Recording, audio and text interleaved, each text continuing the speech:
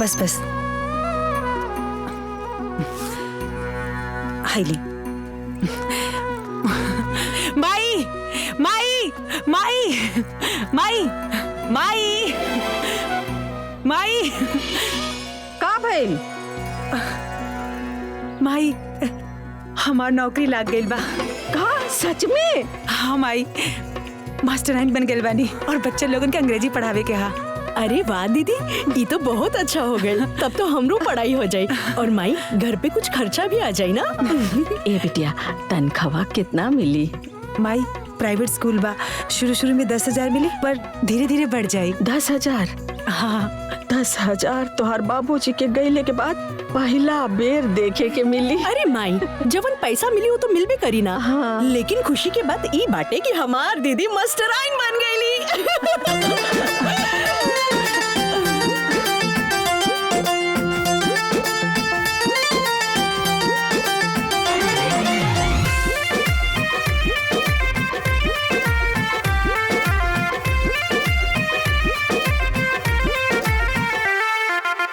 मेहनत के फल मिलल, खुशियन से चेहरा खिलल, सुर भइल गौवा में, घरवा में नौकरी मिलल। हाँ मेहनत के फल मिलल, खुशियन से चेहरा खिलल, सुर भइल गौवा में, घरवा में नौकरी मिलल। टोला मोहल्ला बाटल लड्डू मिठाई, टोला मोहल्ला बाटल लड्डू मिठाई, तक दिया भइल मास्टराइन। ए माई, तक दिया भइल मास्टराइन। ए माई।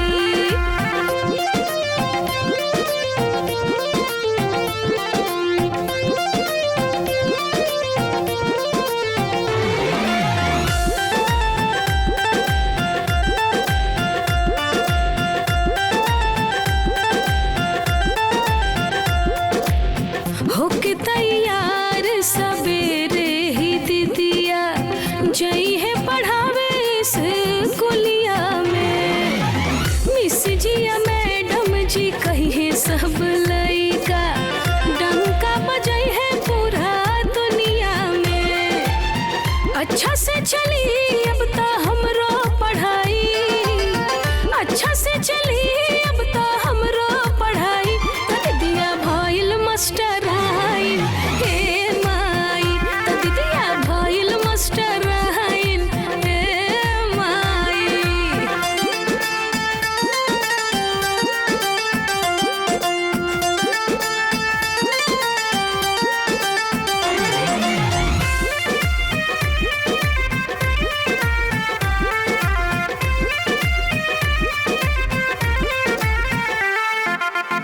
बन गई नी कुछ लायक ये माई, बस तोहरे आशीर्वाद से हम दिनवा खुशी के हब आइले रामा। मिट जाई अब सारा गम, रौनक रही अंगना बहार अब छाई, रौनक रही अंगना बहार अब छाई, तक दिया भइल मास्टराइन। हे माई, तक दिया भइल मास्टराइन। हे माई। माई अब की बार जब सैलरी आई ना तो हमने के नया एकर कोनो जरूरत नहीं के नया ना। कपड़ा के बहिन। ये ठीक बा। अरे दीदी, आवा ना एगो सेल्फी हो जाई। हमरा के ना लेवे के सेल्फी, 24 घंटे फोटो फोटो। अरे दीदी, फेसबुक में अपलोड करे के बा। इतना बड़ा खुशी की बात छुपा के रखबू का? चल। अरे हमरा के नहीं खिंचावे के। ना चल। अरे बहिनी जा खिंचाला, अपन बहन के तो जानबे करेलू। जब तक कुछ नया चीज के फोटो खींच के फेसबुक पर ना डाली तब तक एकरा के चैन न मिली। जा जा खिंचाला। ठीक है। जा। सेल्फी। ना ना ना, ये व्यू अच्छा बा। स्माइल। एक और।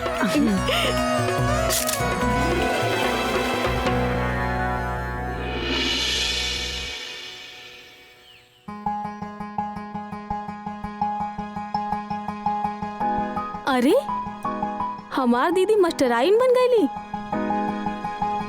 माई माई मम्मी मम्मी हाई देखा। का भेल रे?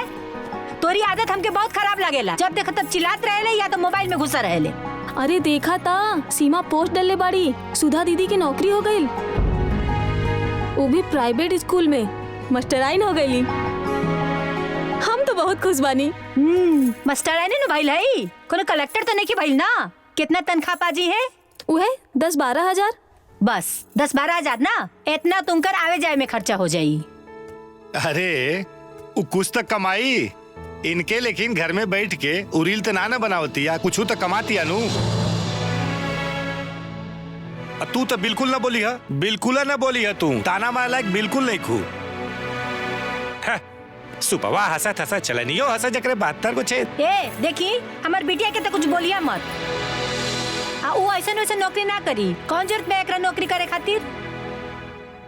हमार बिटिया नौकरी करी तो सरकारी करी, सरकारी नहीं तो कुछो ना, बुझला? ठीक बा। अरे नाव भाई कितना बार तरह ऐसा भागवा गिरी। ठीक बा, वो देख ले।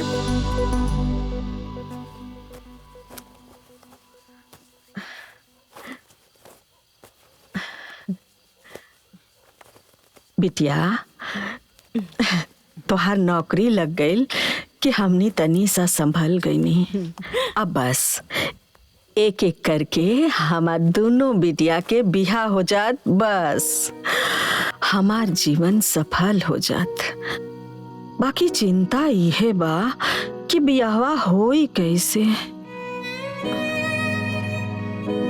माई तू बेकार के चिंता करत आड़ू। अब हमार जॉब लग गइल बा ना, धीरे धीरे पैसा जोड़ के पहले सीमा के शादी कर दे, ओकरे बाद पैसा जोड़ के अपन शादी कर ले। काहे दीदी, पहले हमार ब्याह काहे होकी, तोहार काहे ना होकी?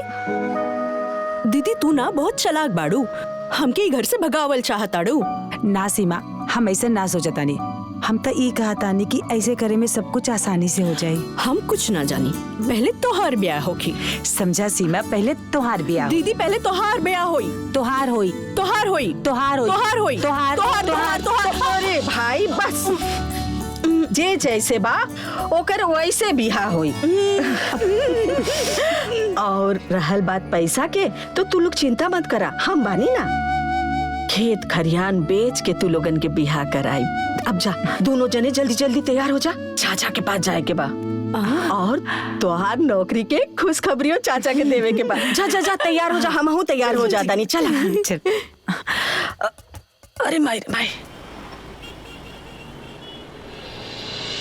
चाची हमार टीचर के नौकरी लाग गइल बा, रउआ लोग के खातिर मिठाई लाइल बानी। पता बा, बाकी का फायदा इस नौकरी की? जब चाहे निकाल दे और जब चाहे रख ले। ऊपर से तनख्वाह ऐसन कि आदमी के पेट न भरे। ये कोनो नौकरी बा? हाँ तो चाची। सीमा, ए छोटको, सुधा कहाँ जिंदगी भर नौकरी करतिया। अरे वो जब ले करतिया तब ले करतिया, यही बहाने ओकर मनो लगल रहेला और 2-4 पैसा हाथ में आई हो जाला। अरे दोनों के शादी ब्याह करके ससुरारे भेजल जाए कि या बैठा के नौकरी करावल जाए। सही कहत बाड़ू भौजी, संध्या नु बिल्कुल सही करत बिया। चुप रही जी, रवा के तो सब सही लागेला। बिटिया बटार बन के नौकरी करी है, गाँव समझ का कही? हाँ अब भाई का कब थू हो रहा बा? नौकरी करी। अरे रुका,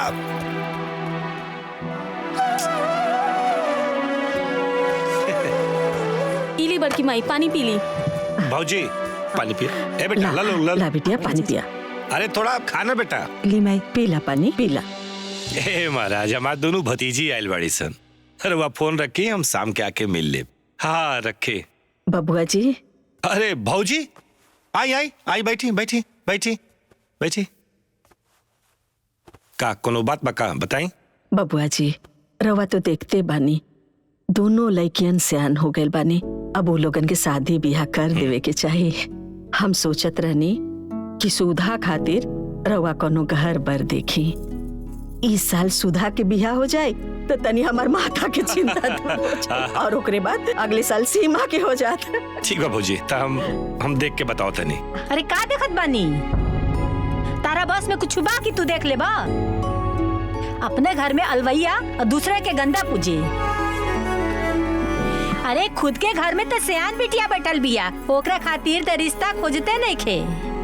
चलन हा गाँव भर के ठेका लेवे। छोटको, ये कैसन बात करत तारू? हाँ, ये गांव घर के बात नहीं खे, ये हमनी के घर परिवार के बात बा।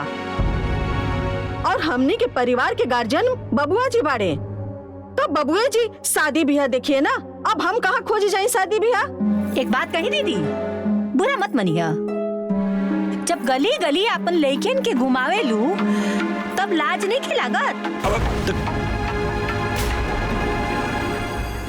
और उनकरा खातिर रिश्ता खोजे में लाज लगी तोहरा के? जैसे वो लोग गांव गांव घूमे ली, वैसे ही घूम घूम के अपना खातिर रिश्ता भी खोज ली हैं। देखी दीदी, ये सब झेलल अपने बस के बात ना है। तू ही रिश्ता फिस्ता ना खुदे देख ली है। माई चला, देर होता। चला चला भौजी, चला भौजी, चला हम देख के हम कुछ बताओ तो नहीं। चला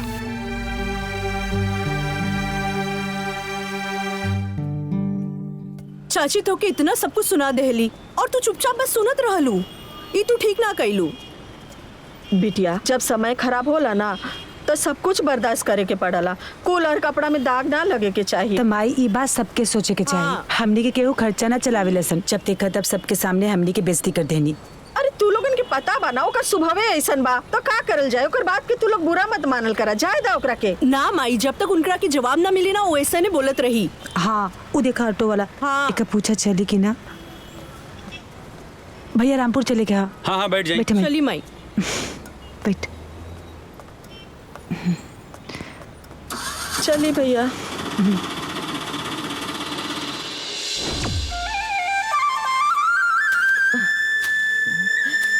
हर 8-10 दिन में घास घुस उग जाला। माई हाँ? हम स्कूल जाता नहीं, कुछ लावे का है तो बता दा, आवत समय लेता आई। नहीं कुछ होना चाहिए स्वभाव। अरे दीदी, कुछ ले आए के ना बा, ले जाए के बा। ले जाए के बा का? ई तोहार टिफिन, हमरो के ही तोहार ख्याल रखे के पड़ी ना। हमार छोटी, तू हमार कितना ख्याल रखेलू। तू ना रहे तो हमार कोनो कामे ना होई। अच्छा, कुछो काम ना हो पावेला। जब ससुरारे जइया तो यहू के ले जइया। हाँ। ए बिटिया, तनी चाचा के फोन लगा ना, देखी तक कहीं गए रहले कि ना।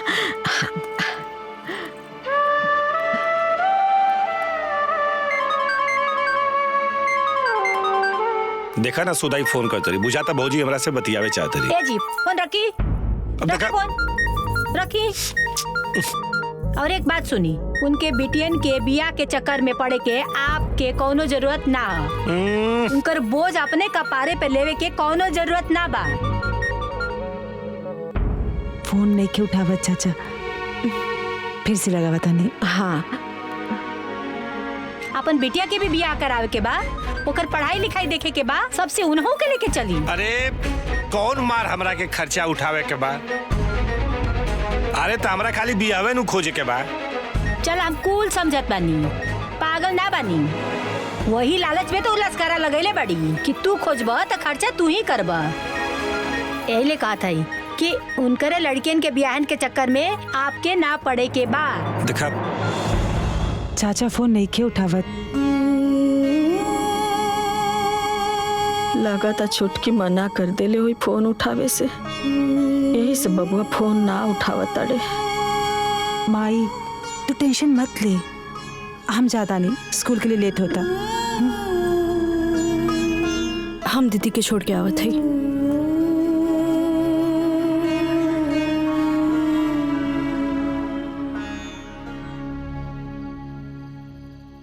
सीमा, कल हमरा के स्कूल बहुत जल्दी जाए कहा। कौनो बात ना, हम टिफिन ना टाइम से बना दे। करेला मत बनइया। इहो ठीक बा, खाई। ए बिटिया, तनी मामा के फोन लगा देना, लगा अरे दे। माई, पहले हमनी के खाना तो खा लेवी दा, बाद में बतियावल जाई। अरे लगा देना, खात रहिया लोगन, लगाओ।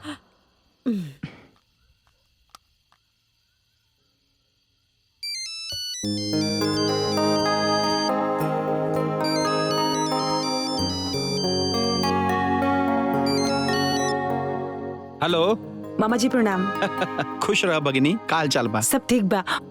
हाईली माई से बात करी। हाँ भैया प्रणाम। खुश रह बहनिया, काल चल बा। हाँ भैया सब ठीक बा।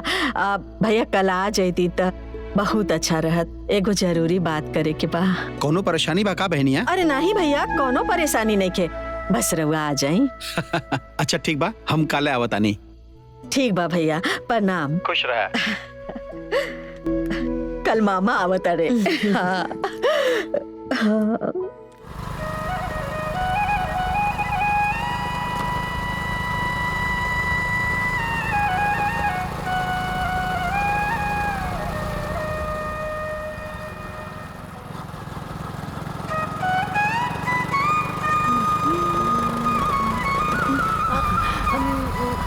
मामा जी। अरे मामा, मामा जी, मामा जी, मामा जी। अरे नहीं।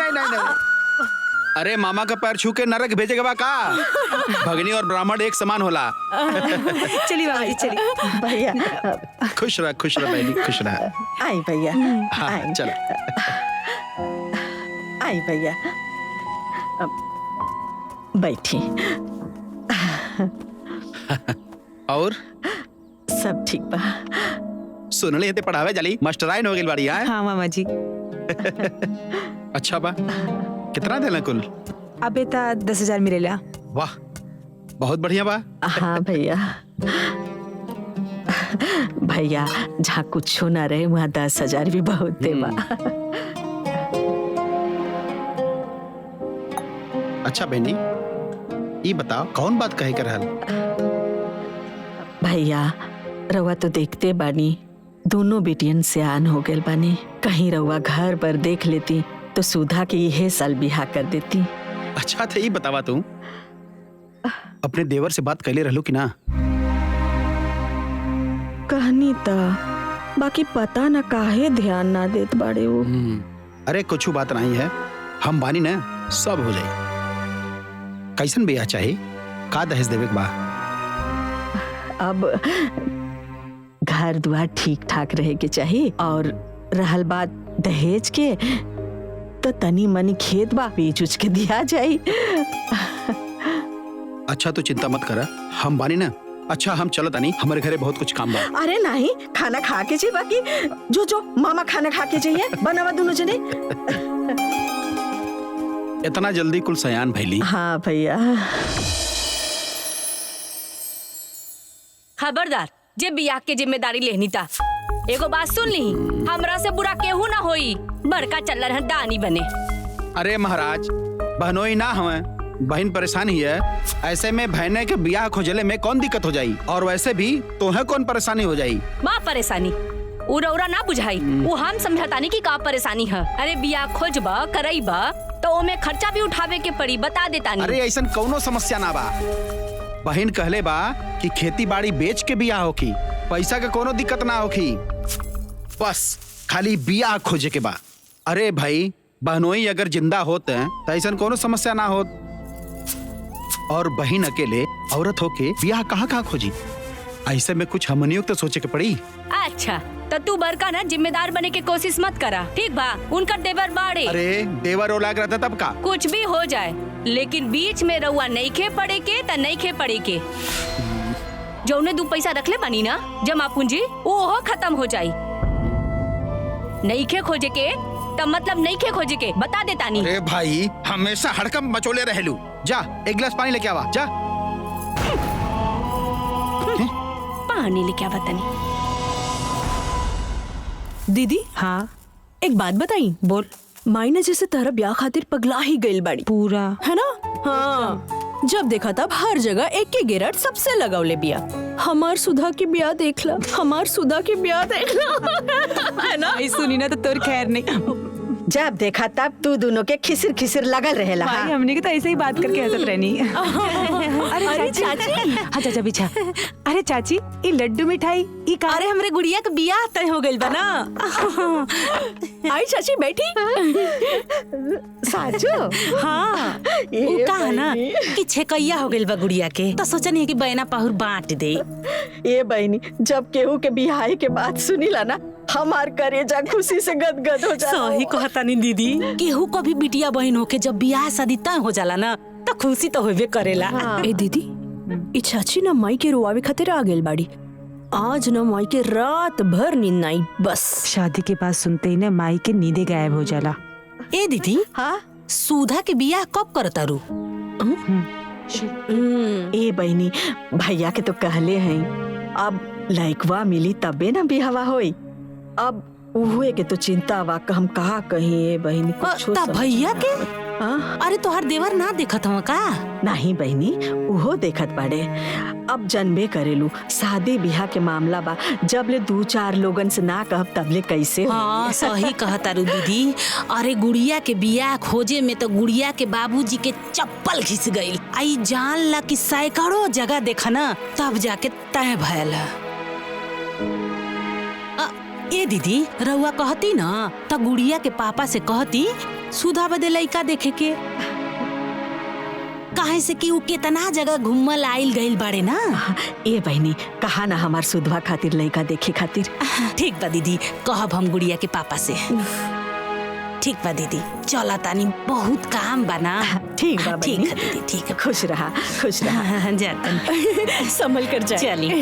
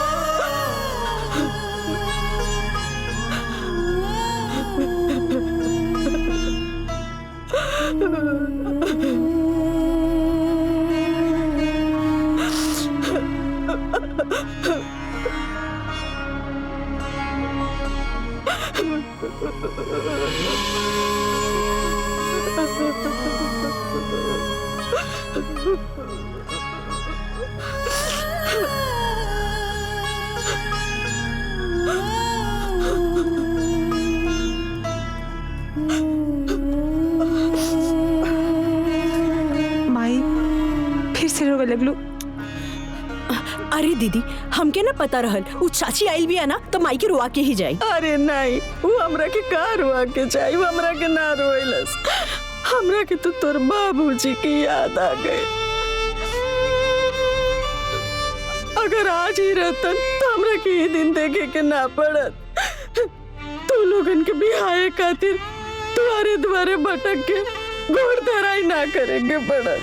अरे माई तू ना, हमनी के बियाह ना होई तो हमनी के मर थोड़ी ना जाए। अब ना होई बियाह तो ना होई। अब तू अपने आप के इतना परेशान ना कर माई। हाँ हाँ माई, तू ना खुश रहा कर। हमने की तो से कुछ ना चाहिए, हमन मिलके सब संभाल लियल जाई। लेकिन तू ना ऐसे दुखी मत रहा कर। चला अब आपन सु पूछो। हमने के बानी नो।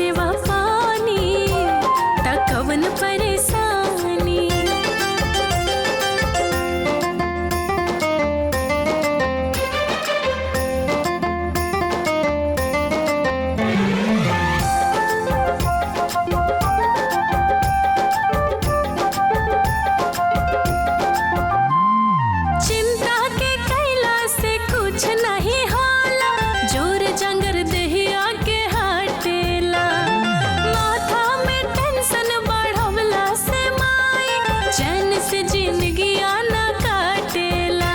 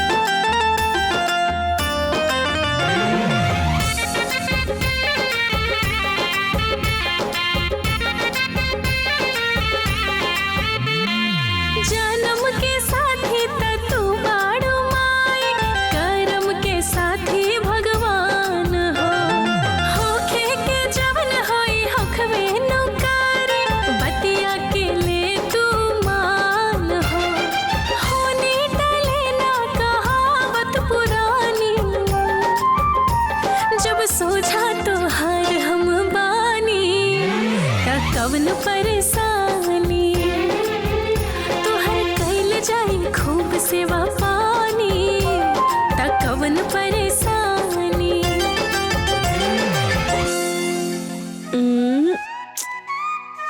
ओहो दीदी, ये नेटवर्क ना बहुत ही बेकार बाटे।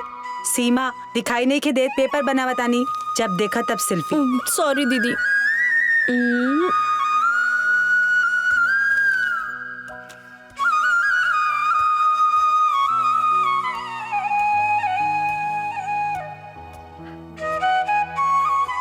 ए सीमा, हाँ तनी मामा के फोन लगाव ना, तनी देखी तो कहीं कुछ पता चलल की ना। माई तू हो ना कोनो बात के पीछे ही पड़ जालू। सही बात बाटे माई। अरे कहीं देखिए तकिए तबे नु बताइए, तू काहे परेशान बाड़ू? अब आ दिया तू लोगन के तो एगो बात बोल दा ना त लगेलू बोखला खनी उधेड़े। लगा फोन।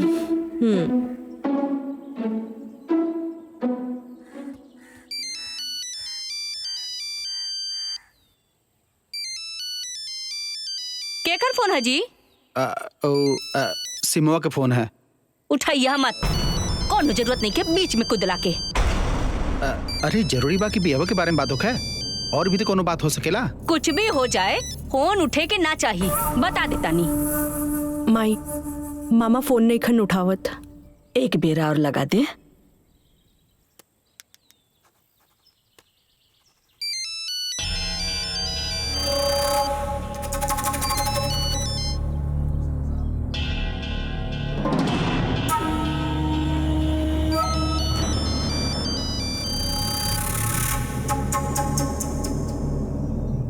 नहीं खन उठावत। बतावा कैसन समय आ गइल बा, आपन सगा भी साथ देवे के तैयार नहीं खे। सही कहल जाला, आपन पराया के पहचान खराब समय में आवेला। ओह माई, हो सकेला मामा कहीं बिजी हुई है ना, तो उठाइते ना। तू ना बेकार में परेशान बाड़ू। हाँ लगा तो कहीं कुछ काम में लग गए हो ये। हाँ हाँ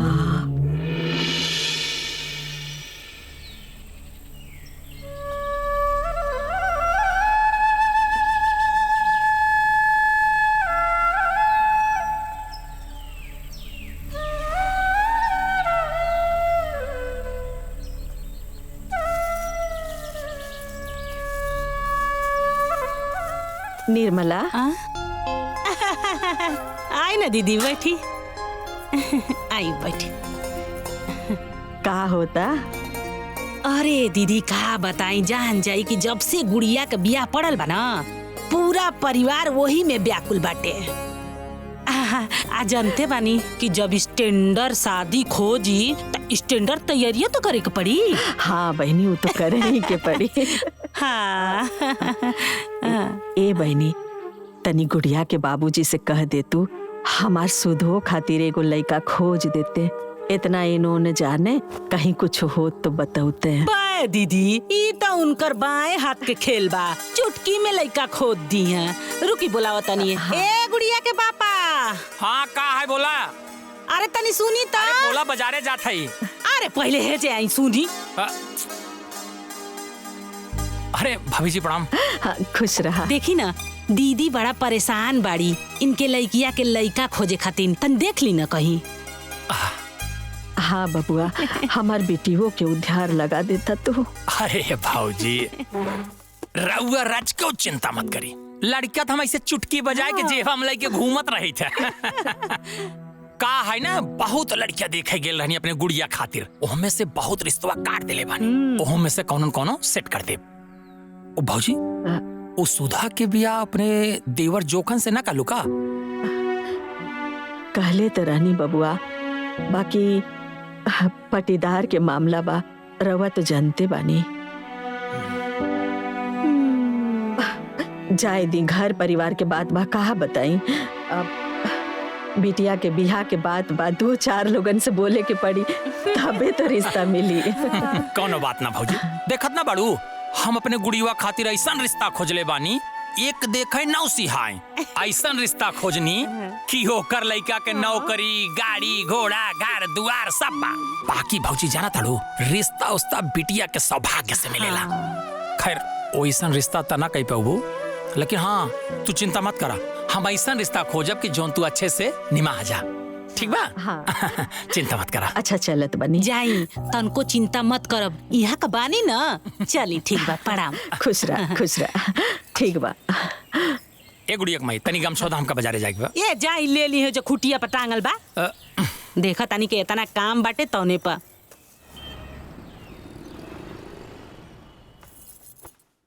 और बताई दीदी, आज कैसे हमरा घरे के रास्ता भुला गई हा?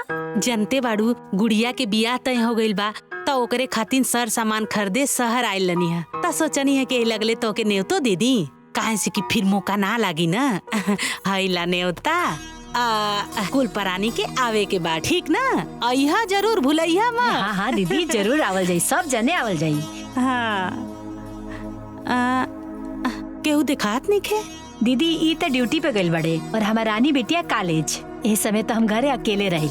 अच्छा ये बतावा, तू लोग अपने जेठानी की मदद ना करेलू का? कहे दीदी ऐसा काहे कहत बड़ू? कुछ सुने के मिला ना का? जाए दे तू का कहीं बहिनी, तुहार जेठानी घूम घूम के तू लोग के मांस बेचतारी, तू लोग के खूब बुराई करतारी। कहतारी कि उनकरे बिटिया के बियाहे में तू लोग कौनो मदद नहीं खा करत, खूब गांव भर जान जा की शिकायत करतारी। अच्छा ई बात बा।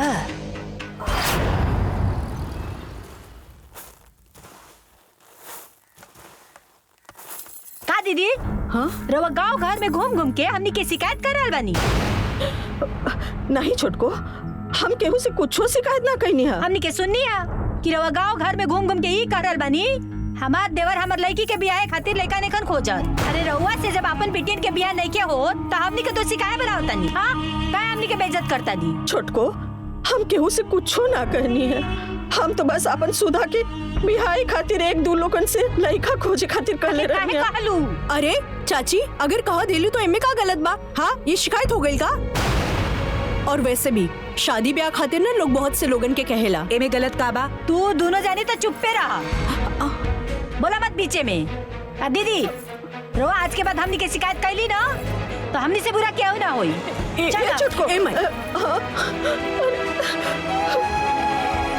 कोनो बात ना माई। बैठ जाओ, बैठ जाओ, बैठ दीदी।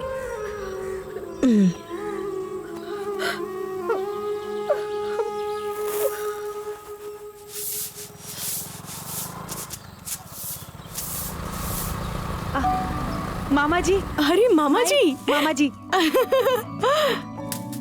भैया खुश रहा लोगन। आई मामा जी। माई माई मामा आ गइलन। गोड़ लगता नहीं भैया। ए बुच्ची जा मामा खातिर हाँ, पानी लिया वा। भैया कहीं लइकवा देखला तकला? हाँ बहनिया, बड़ी मेहनत से एक जगह बात बनल बा। हाँ। बियाह बहुत बढ़िया बा। घर द्वार खेती बाड़ी सब एक नंबर है। अच्छा यहाँ तक कि घर में नौकर चाकर सब बा। सुधा बिटिया राज करी राज। लइकवा का करला? लइकवा भी सरकारी नौकरी में बा। मामा जी लइका सरकारी नौकरी में बा, इतना सब कुछ बढ़िया बात, तो दहेज भी वो लोग ज्यादा मांगिए ना? ना दहेज कुछ ना मांगे हैं, हम बात कर ले बानी। उ का है कि लइकवा के तनी फालिज के शिकायत बा, तो पैरवा से चल ना पावेला, व्हील चेयर से चलेला। तो हम साफा कह दनी भाई देखा हमार लड़की एकदम पढ़ल लिखल स्मार्ट बिया। अच्छी लड़की देत बाड़ी तो दहेज बिल्कुल ना देब। और वो लोग मान गई ना।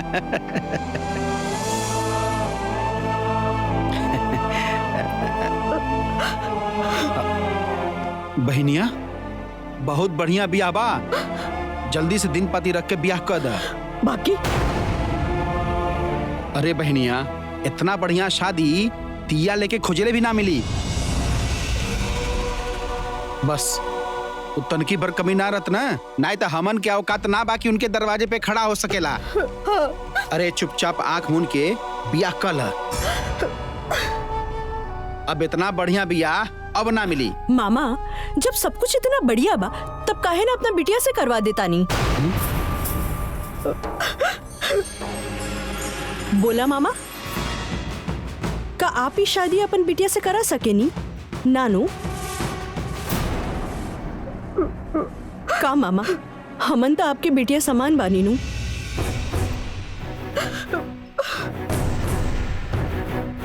एगो अपाइज से बिया आप कैसे सोच सके नी मामा? रवा के तन को भी संकोच नहीं खिला गई। सीमा, का दीदी? मामा जी कम से कम कोशिश तो करी ना हमरा खातिर लड़का खोजे में। देखिए भैया, हम मजबूर बानी, एकरा मतलब ही ना कि हम अपन दोनों बेटी के कुआं में ढकेल दे। एगो लड़की के बियाह एगो लड़का के साथे होला, धन दौलत के साथे ना। जाई वो लोगन के बोल दी हम अपन बेटी के बियाह करे खातिर तैयार नहीं की। जाई बोल दे। हाँ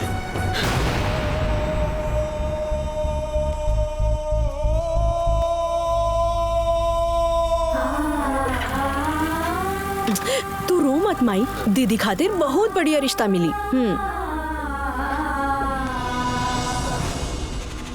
हमरा इतना मना कैला के बाद भी समझ में ना आइल। चल गईला बहन के दहिनवार बने खातिर, करा लिहला बियाह। अरे शांति मिल गई तोहरा के। अरे भाई जब ना पसंद आयल तो हम का करी? बात खत्म। अरे कैसे बात खत्म? ओ लोग के इतना मजाल त थोड़ा कमी का निकल गई त राउर बाल नोच ली लोग। और कमिए का रहल है, लइका थोड़ा अपाहिजे न रहल है, कर ना सकत रहली है बियाह। अरे उनकरा खातिर का बड़का राजकुमार आई, झोली में दाना न खा ले बाबू खाना, देवे लेवे को कुछ है नहीं खे, और रजवाड़ा परिवार खो जाता रही। एगो बात सुन ली, आज के बाद उनकरा बीच में पड़ला के रुआ जरूरत नहीं खे। अरे हम झांके ना जाई, बात कल तो बहुत दूर। तब मत जाई, कर अपना बेटी के बियाह कोनो राजकुमार से खोज के, कोनो जरूरत नहीं खे रुआ के इलाके, बता देता नहीं।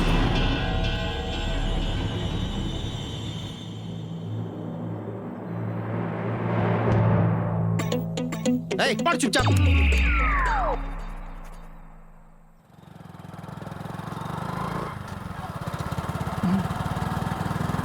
देख दीदी, अगर आज चाचा भी माई के चाचे की तरह ताने मरी है ना, तब इनकर खैर नहीं खे। हमसे बुरा क्यों ना होई, पूरा जवाब सुनकर ही जाई हैं।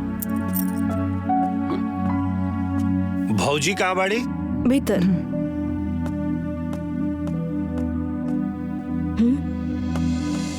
भौजी, ए भौजी,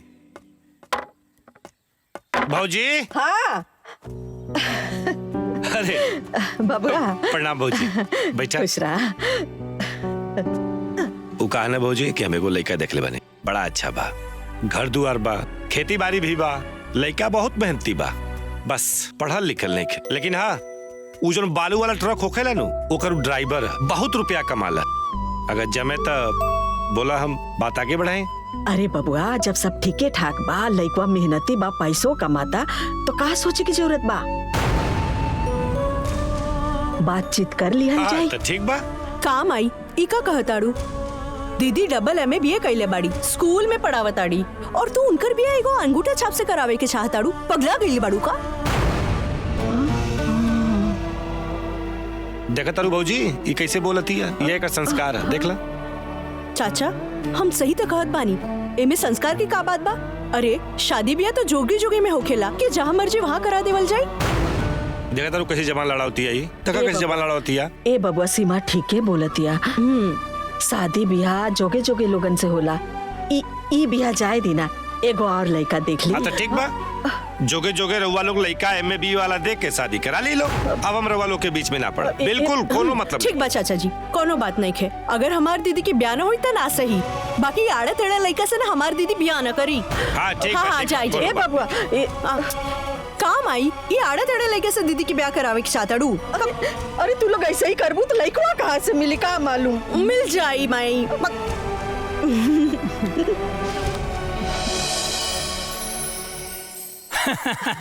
भौजी, रिश्ता तो बहुत बढ़िया रहल, लेकिन जौन बा तैयार नहीं खे होत रहले। लेकिन जब बिटिया लोग के तारीफ कैनी त चट से तैयार हो गई। माई हमर ब्याह करावे के नेता पूरा गांव में बटले बाड़ू का। अब अग दिया, चुप रहो। हाँ भैया तो बताइए। जाना तारू भौजी, रिश्ता तो बड़ा संजोग से मिल गई बा, एक नंबर के शादी बा। और जाना तारू, घर दुआर गाड़ी घोड़ा मकान गोरू चौआ सब एकदम भरल बा। यहाँ तक कि जान ल 2 बीघा लीची और आम के बाग बा। बिटिया बड़ी खुशी से रही है। भैया हमरा के मालूम रहे रवा खोजम ना तो अच्छे घर में रिश्ता खोजम। बाकी भौजी तनिक सा खोट बा का यही कि लइकवा तू ब्याह बा। तू ठोकरे बिटिया बाटिन, बाकी तू चिंता मत करा। वो बिटिया लोग बड़ हो गए बाड़िन, बिटिया के बियाह सियाह कर दी, अपने घर चल जाई हैं। बाकी अपन बिटिया एकदम खुशी से रही वहाँ। अरे वाह चाचा जी, इतना बढ़िया रिश्ता, तो अपन बिटिया की शादी काहे ना करा लेता नहीं?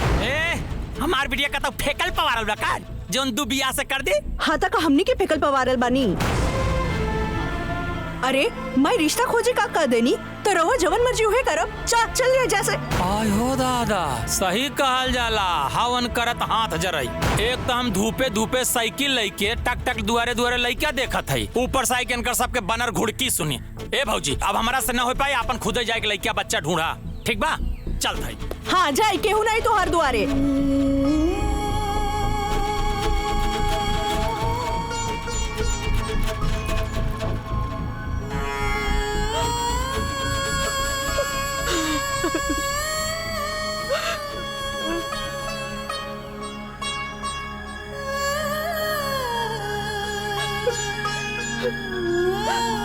रहुआ हमरा के दूधू बेटी के साथे बीच मझधार में छोड़ के चल गए ने।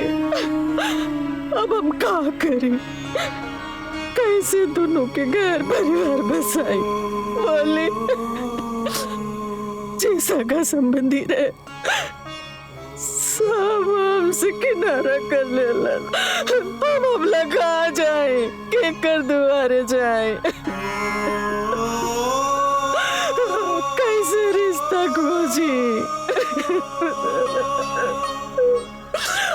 जकरा से उम्मीद रहे वो लोग हमार मजबूरी के मजाक बना देले बा।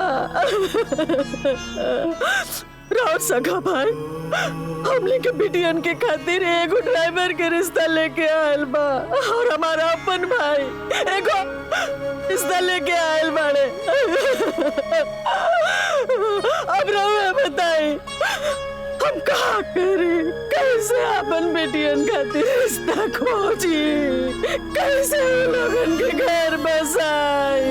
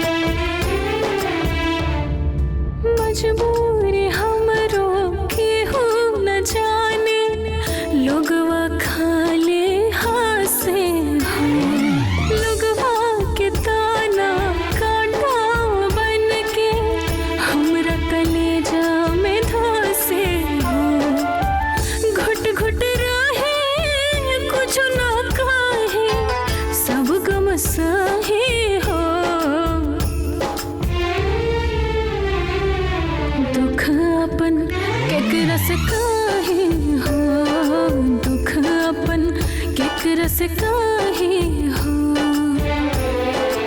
दुख अपन केकरा से काहे हो दुख अपन केकरा से काहे हो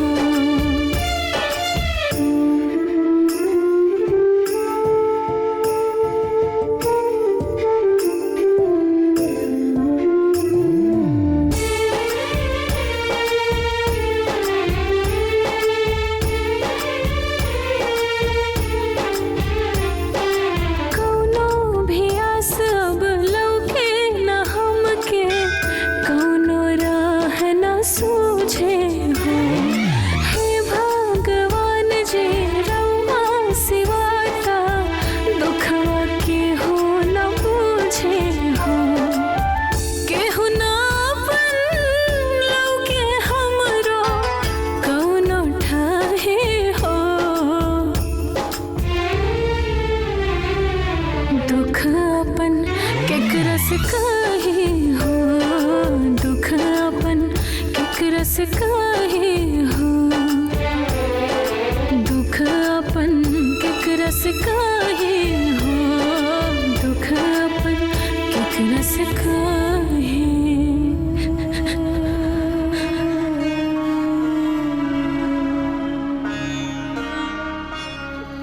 बस कर माई, अब कितना रोबे? रोए से कुछ न होके वाला बा। हाँ माई, अगर रोए से ही सब काम हो जाला ना तो हमने बैठ के तोरा साथे रोवल जाए। हाँ, वैसे भी भगवान कर्म करे वाले के साथ देला, बैठ के रोवे वाले के ना। हम का करी बेटी, हमार बस चलत तो तू दोनों के बिया हम कब के कर देले रहती, बाकी हम मजबूर बानी, दूसर के भरोसे बैठल बानी। यही से माई, दूसर के भरोसा बैठला से ना खुद के दुख मिली। यही से कहता नहीं कि आज से दूसर के भरोसे मत रहा। तो का करी, तू लोगन के बिया कैसे करी? हाँ तो ना होई बिया तो ना होई, हमनी के बिया नहीं के करब, हमनी के तोरा साथ हमेशा ही घर में हमेशा हमेशा के लिए रह जाए। हाँ ई का कहत बाड़ू, क्यों जिंदगी भर अपन बेटी के घर में बिठा के रख ले बाका जे हम रखब? यह तो हम समझावे के चाहता नहीं माई कि आज ले केहू की बेटी कुआर रहली का नानू, बाकी जेकर बियाह ना बैल ओकरो हो जाई। देख माई, लड़का कुआर रहेला, बाकी लड़की केहू की कुआर ना रहेली। अरे कोनो न कोनो विधि व्यवहार से सबके बियाह हो जाला, ठीक वैसे ही हमन के हो जाई। अरे बाकी बियाह करे खातिर रिश्ता तो खोजे के पड़ी ना। तो ठीक बा ना, हमनी के अपन रिश्ता ढूंढ लियल जाई। तू लोग पगला गए बाड़ू का? हाँ, लड़की लोग अपन रिश्ता खोजे जाला का, जो तू लोग अपन रिश्ता खोजे जाइबू? अच्छा तो ठीक बा माई, आज ले केहू लड़की अपन रिश्ता खुद खोजे ना गईली, लेकिन हम दोनों एक दूसरे के रिश्ता खोज सकेनी ना। अब हमार बात सुना, हम दीदी खातिर रिश्ता खोजब और ओकर ब्याह करा दे, फिर ओकर बाद दीदी हमार रिश्ता खोज के हमार ब्याह करा दी, है ना दीदी? एकदम सही। अरे बिटिया, ई का कहत बाड़ू? हाँ, ई गांव समझ का बोली? तोरे चाचा चाची मामा मामी का सोची सब? अरे माई, केहू के कुछो सोचे दी, केहू के कुछो बोले दी, जब केहू हमनी के बारे में ना सोच ले तो हमन ओकर बारे में काहे सोची? और माई, अब तोहरा के ना चिंता करे के बिल्कुल जरूरत नहीं के, हमनी के ऊपर सब छोड़ दे, हमनी के सब संभाल ले। हाँ। अब रोल बंद कर। हाँ। अब ठीक बा, तू लोगन के जोन करे के बा करा।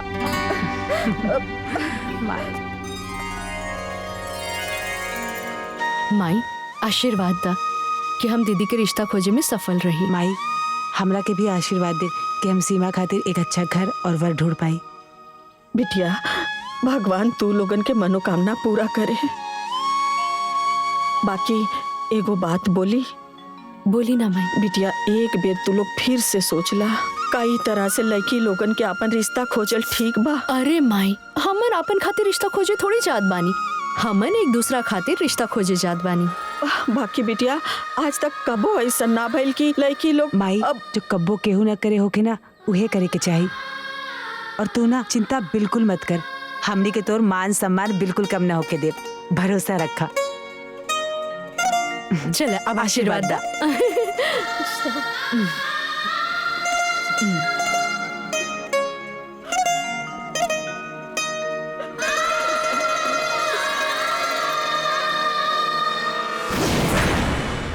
का हो बिटिया, तोहरा घरे में कोनो आदमी नहीं खे लड़की होई के बियाह खोजे आयल बाटू? देखिए भैया, हमनी के घर में सिर्फ 3 लोग बाटे, एगो माई, बहन और हम। और हमार बाबूजी तो बचपन में ही हमनी के छोड़ के चल गए। तो रवे बताई कि ब्याह के खोजी। हाँ बात तो सही बाटे, बाकी का बाबूजी? ई है कि आज तक इतिहास में कबो ऐसा ना भइल रहे। अब होई ना बाबूजी, काहे कि मजबूरी ही इतिहास बनावेला। बाकी समाज स्वीकार ना करी और हम भी ऐसा रिश्ता ना कर सकीला। बाकी कोनो बात ना बाबूजी, हम दूसरा रिश्ता देख ले।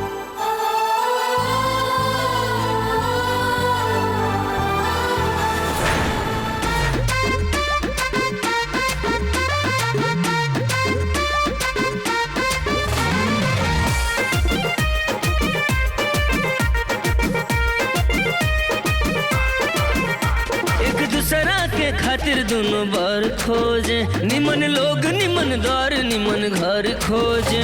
एक दूसरा के खातिर दोनों बार खोजे, निमन लोग निमन द्वार निमन घर खोजे। अब बियाहे के कुल तैयारी बा, अब बियाहे के कुल तैयारी बा। सर पे चिंता चढ़ल बड़ी भारी बा, दुल्हा के तलाश देखा जारी बा। दिल में शादी के बड़ी बेकरारी बा, दुल्हा के तलाश अभी जारी बा।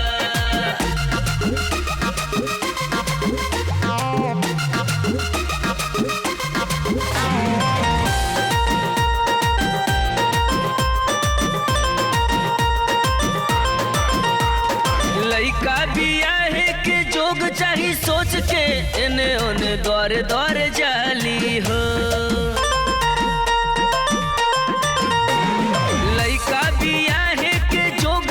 सोच के ने ओने द्वारे द्वारे जाली हो।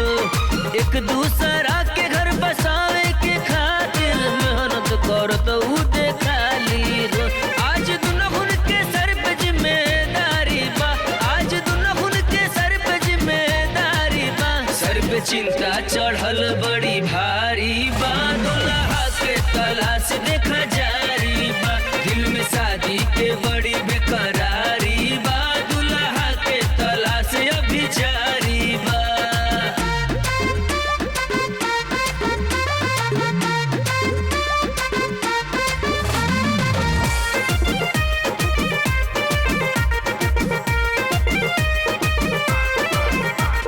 एक दूसरा के दोनों खोज खुशहाली हो के चाही बहिन ऐसान।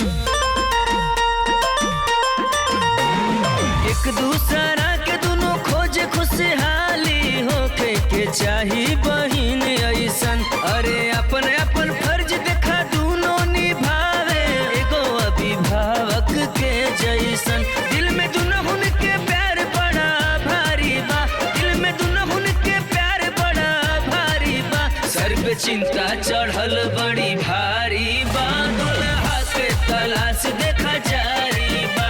दिल में शादी के बड़ी बेकरारी बा, दुल्हा के तलाश अभी जारी बा। देखी बाबूजी, आप जवन जवन कहत बानी हम उ सब देवे खातिर तैयार बानी। बस एक बार आप हाँ कर दी। अरे जब तू कुल मांग हमार मानिए ले बाड़ू तो हमरे तरफ से हाँ समझो। बस लड़का हमरा लड़की के देख के हाँ कह दे तो समझो ये बियाह पक्का। ठीक बा बाबूजी।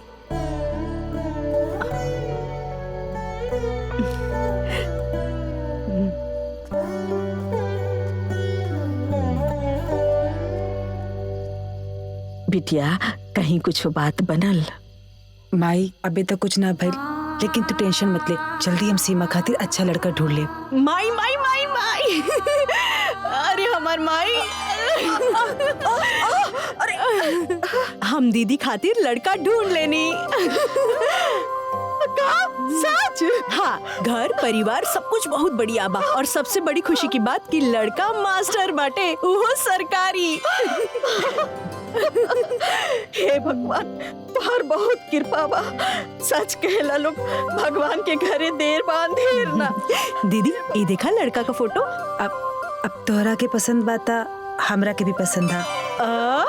माई, ये देखना। अरे वाह, लड़का तो बड़ा नीमन बा है ना। हाँ माई, अब तोहरा के ना जल्दी तैयारी करे के बा, कल लड़की दिखाई लोग। अच्छा,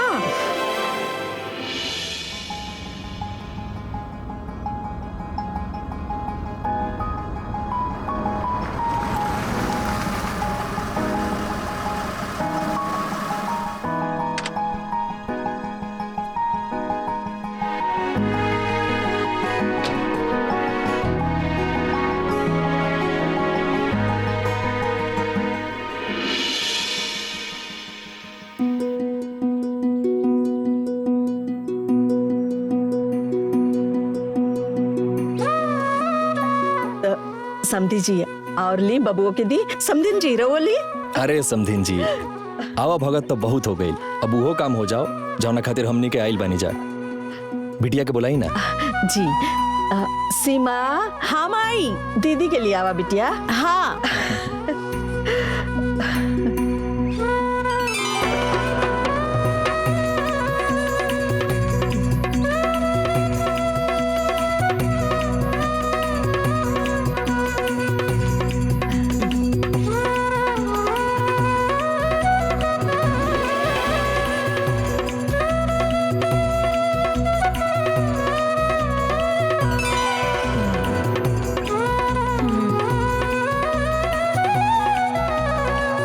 हमार दोनों बेटी में रंग रूप गुण मान सम्मान में कोनो कमी नहीं खे। बस तनी सा पैसा से हाथ तंगी बा, यही से बड़की बिटिया के नौकरी करे भेज देनी। तम्मे का बुराई बा, पढ़त लिखत बाड़ी, पढ़ावत बानी, सम्मान के नौकरी बा और ही अच्छा बा।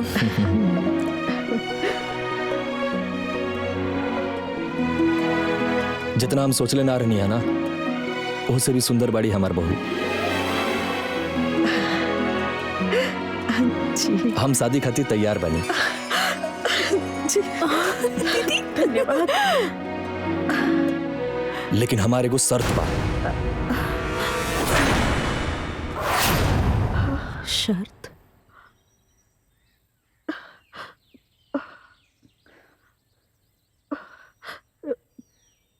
कैसन शर्त? हम बिना दहेज के शादी करब।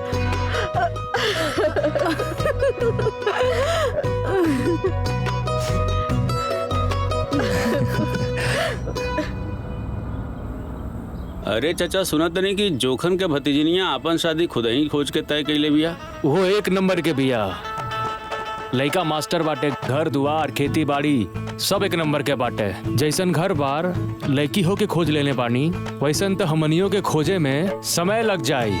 दोनों बहनियां बड़ी चालाक बाड़ी। अरे बहिनी, उत्सव चालाक ना बड़े चलबाज बाटे। सही कहत बाड़ू बहिनी, हमके तो उन्नन चाल चलन से ये बुझाता ना कि उ सब लइकवा के फंसा लेने है स। अब तक का करबू, मजबूरी में बियाहवा कर ही के बा। जब भी होके बियाहवा तो होके जात बा। चला बेचारिन के घर बस जाए, अब मजबूरी में केहू साथ देवे वाला ना ही बा, तो जौन करत बानी सा अपने मन से। चला छोड़ा, चला हमनी के अपन काम देखल जाए। चाची जी, सुधा दीदी की ब्याह तय हो गइल बा, यही से हम शादी के न्योता देवे आयल बानी। इली चाची जी। सुधा के शादी? हाँ। के तय करवैलस? हम अच्छा चाचा जी, हमके एक जगह और काट देवी के बा, हम जाता नहीं, शादी में आइन जरूर। ठीक बा, जा।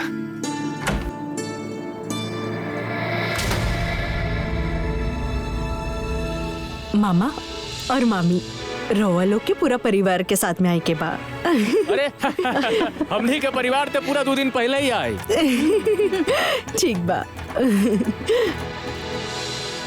चाचा जी, हमार बहन सुधा के रिश्ता तय हो गइल बा। अरे वाह। और ई रहल शादी के न्योता। चाची, चाचा, पूरा परिवार के साथ में आई के बा। हाँ ठीक बा बबनी आवल जाई। ठीक बा।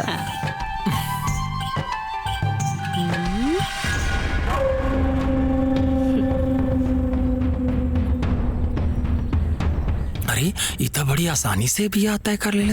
हमरा मुंह पे तो तमाचा लग गए। कौनो न कौनो गणित करे के होगी।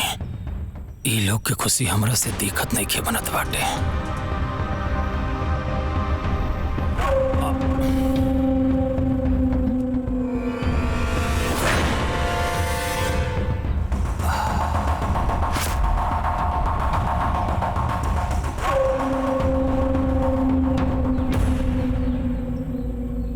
सब कुछ तो हो गई, ब्याह तो करही के ना पड़ी। बात तो बहुत आगे बढ़ गई बा। शादी के कार्ड वगैरह सब बटा गई बा, न्योता हकारी भी सब बटा गई बा, सबके शादी के बारे में पता भी बा। हमने के बहुत बड़ा बदनामी हो जाई। अरे महाराज जी, जीवन भर जलालत झेले से अच्छा बा कि एक बार के बदनामी ठीक बा। बाप रे बाप, ऐसन बिटिया बिटार आज ले हम ना देखनी। बतावा, उठते ही भेंसारे जे कां कां करे लागे, ऐसन होला का? भैया मनई त छोड़ा, उड़त चिड़ई से उ झगड़ा करेली। अब का बताई, देखा बिटिया बिटार हन के बारे में कुछ कहे के ना चाहिए, लेकिन यही जान ला कि पूरे गांव के लौंडन के साथे बैठ के घूमेली। महाचरित्रहीन बाड़ी का?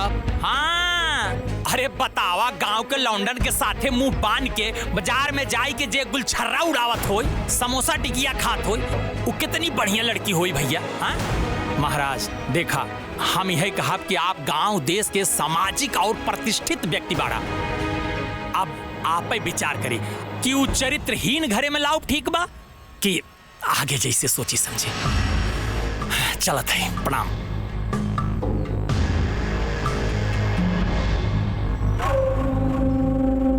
बैठ के सोची महाराज,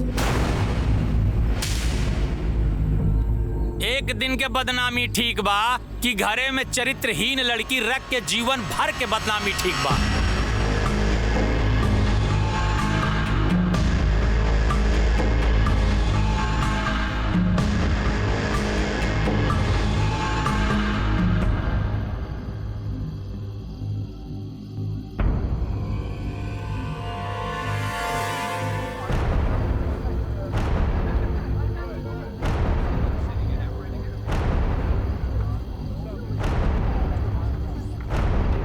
बतावा, 10 बज गए बा, बेले बारात नहीं खे आइल बा। में भी तो ध्यान से रखिए, ठीक? अरे दूर के बा लोग, आवत होई लोग ना, आवता होई लोग, तई टाइम लगता है। देख लिया। अरे रहुआ देख के मिठाई लगवा ली ना महाराज। हाँ, आवत होई लोग। हाँ तो जा अंदर मिठाइया सेट करा ला। हम हो जाते। हाँ, देख ला, यो थथला जी बतियाओ तड़न। ए सीमा। हाँ चाचा। अरे वो भइल बारात ना आइल, कोनो बातचीत भइल का? ना चाचा, बात तो ना भइल। हो सकेला नाचे गावे में लेट होत होई। रवो परेशान जिन होई जाए, अपन व्यवस्था जारी रखी। अरे हमनी के सब व्यवस्था ठीक ठाक बा, बस बारात आइला में देरी बा। हाँ जाई चाचा हाँ, जी, ठीक बा, जाई। हाँ एक और। कहो भैया, ई बेला हो गइल बा, बरतिया रतिया आई कि ना? पता ना भैया, हमरा के का पता, शायद कुछ दाल में काला होखे।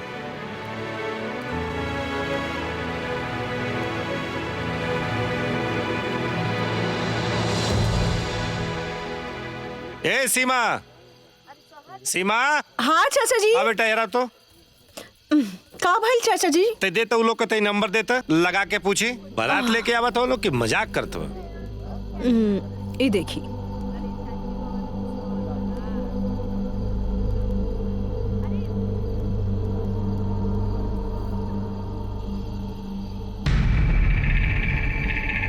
हाँ, हम सीमा के चाचा जोखन बोलता नहीं। प्रणाम। प्रणाम प्रणाम। अरे का समझी जी, कहाँ ले पहुँचल बनी महाराज? एजा सब लोग राउर इंतजार कर रहा बा। बताई ना कब बारात आई, कब द्वार पूजा हुई, कब बियाह बैठी? देर न होता।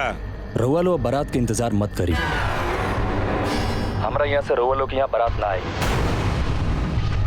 और हम अपना लड़का के बियाह रउआ बिटिया से ना करब।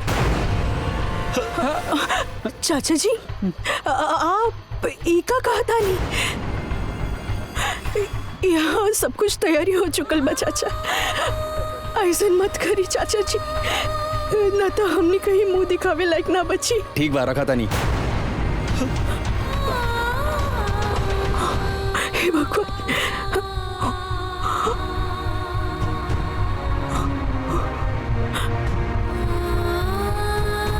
अब करवा तारू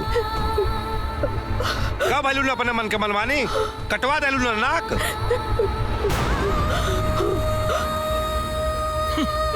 मुंह पे करखा पतवा ले लू ना। एडवांस बने चल रही हैं। अपने मन से बिया खुजात रहल खोजा। इतिहास लिखत रहनी है, लिखा इतिहास।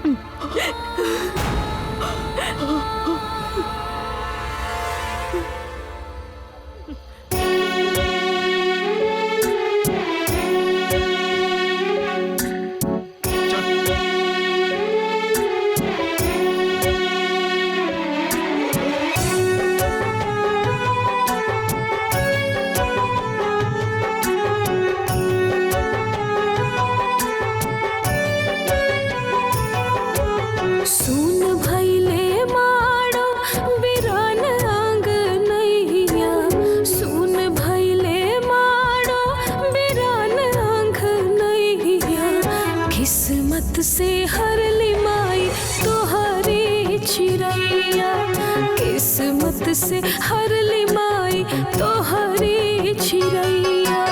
काहे भगवान भइल इतना निर्दयिया, किस्मत से हर लिमाई तोहरी चिरैया, किस्मत से हर लिमाई तोहरी चिरैया।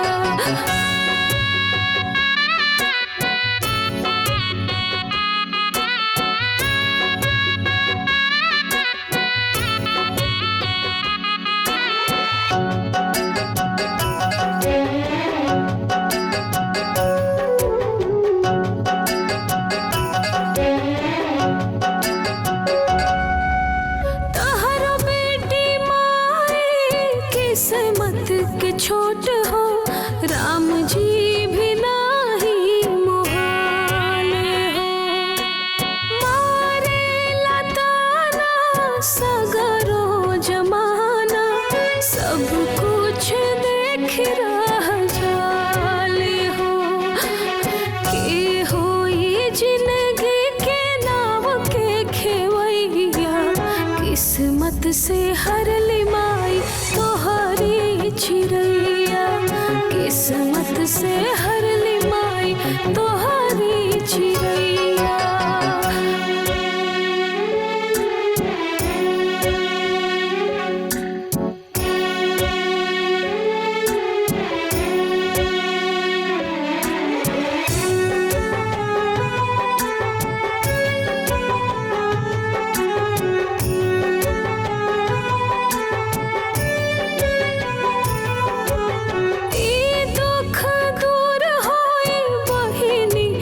कहिया जाने ना कोई हो, माफ कर दीदी ऐसन गलती अब नाही होई हो। दीदी हो हमनी के किस्मत मुदैया,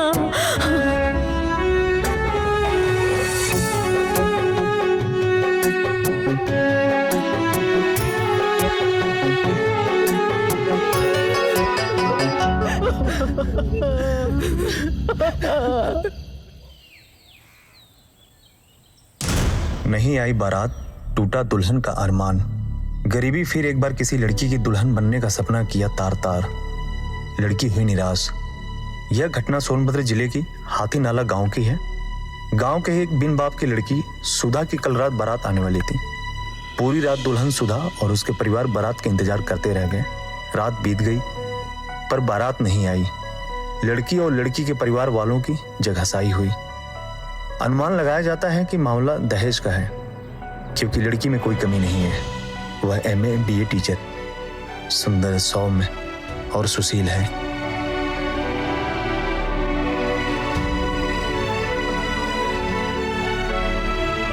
इतना सुंदर और सुशील लड़की के साथ ऐसा दुर्व्यवहार और वो दहेज खाती तिरस्कार। जे फोटो में इतना सुंदर बा वो सामने से कैसे न होगी। एकरा बदे तो मिल ही के होगी। आपका एजुकेशन तो बहुत अच्छा है, कहीं अच्छी जगह अप्लाई कीजिए ना। हाँ, 1-2 जगह ट्राई किया है, बट अब माँ यहाँ अकेले रहती है घर पर, हम 2 बहनें हैं, इस वजह से ज्वाइन नहीं कर पाए। देखते हैं करेंगे। नहीं, फिर भी आप अपना करियर देखिए। हाँ वो तो है। और आपके घर में? हेलो सुधा जी। मैं गगन, मुझे आपसे कुछ बात करनी है। Excuse me ma'am. लेकिन मुझे आपसे कोई बात नहीं करनी। मैं आपको जानती तक नहीं, फिर मैं आपसे क्यों बात करूं? लेकिन मैं आपको जानता हूं और इसलिए मुझे आपसे बात करना है। क्या जानते हैं आप? कौन हूं मैं? यही कि आपका नाम सुधा है और आप हाथी नाला के रहने वाली हैं। अभी 4 दिन पहले आपकी शादी थी और आपकी बारात नहीं आई, जिससे आपकी शादी टूट गई। और ये आपके साथ अच्छा नहीं हुआ, जिससे आप बहुत दुखी हैं। और मैं आपसे शादी करके आपका दुख दूर करना चाहता हूँ। पर मैं कोई शादी नहीं करना चाहती।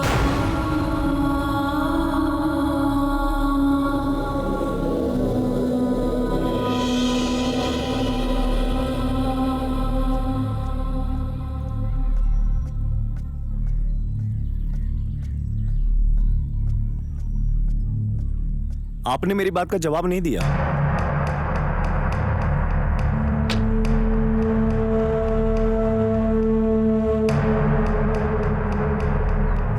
मैं किसी ऐरे गहरे के मुंह नहीं लगती।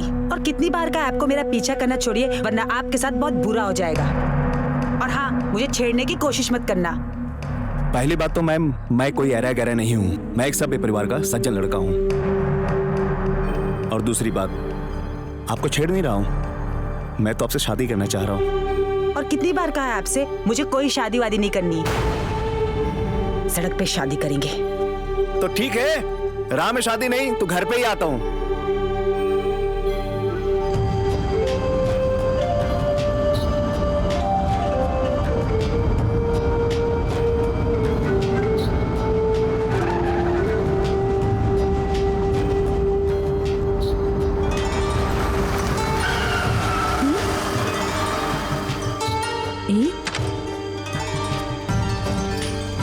ई क्या है दीदी?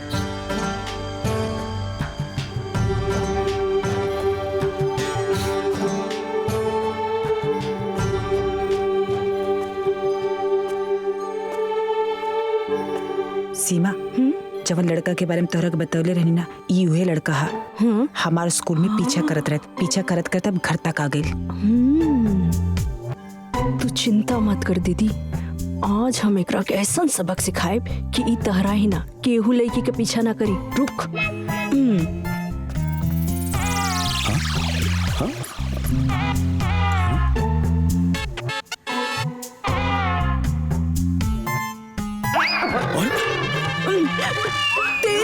अरे रहुआ रुकी ना, ये कहा करत बानी? तोहार इतनी हिम्मत, तू हमार बहन का पीछा करत बाड़ा? हाँ? तू हमन के ऐरा गैरा समझ ले बाड़ा का?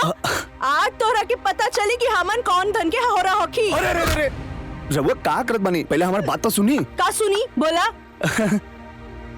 देखी, हमार नाम गगन बा, हम एक इंजीनियर बानी। हम बहुत सभ्य परिवार के लड़का बानी। हमार बाबूजी ना अध्यापक बाड़े। राउर दीदी के बारे में ब्याह टूटला के अखबार में पढ़ ले रहनी। बड़ा दुख भइल है। हम राउर दीदी से ब्याह कल चाहता नहीं। हम बाबूजी से बात कर ले बानी। अच्छा तो ठीक बा, हम तोरा घर चलब और हम खुद बात करब। हाँ, आई चली ना। अरे शिवा, पागल हो गई बैठो का? एक अनजान आदमी के साथ कहाँ जात बैठो? अरे दीदी तू घबरा जिन, हमके हमार रक्षा करे आवेला। चली, रुक जा, हम आवत हैं। हाँ चली ना, बैठी। हाँ।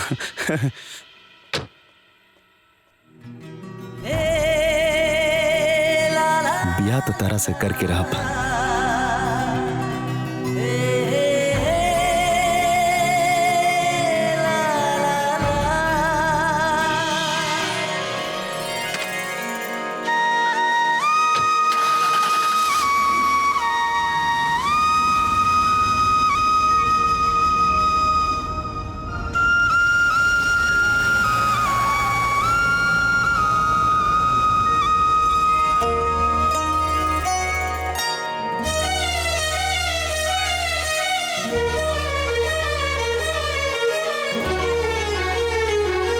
बबुआ जी, दोनों लड़कियन सियान हो गए बानी। कहीं रहुआ घर पर देख लेती तो सुधा के यह साल बिहा कर देती।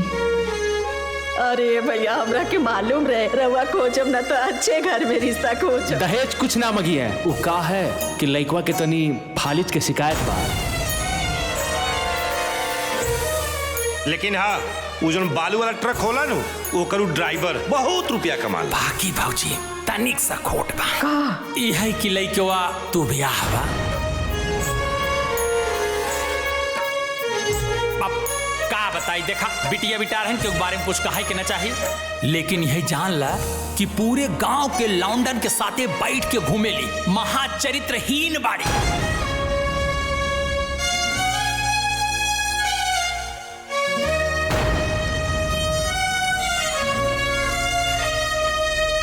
तब बाबूजी, ये रहल हमनी के शादी के दुख भरल स्ट्रगल की कहानी।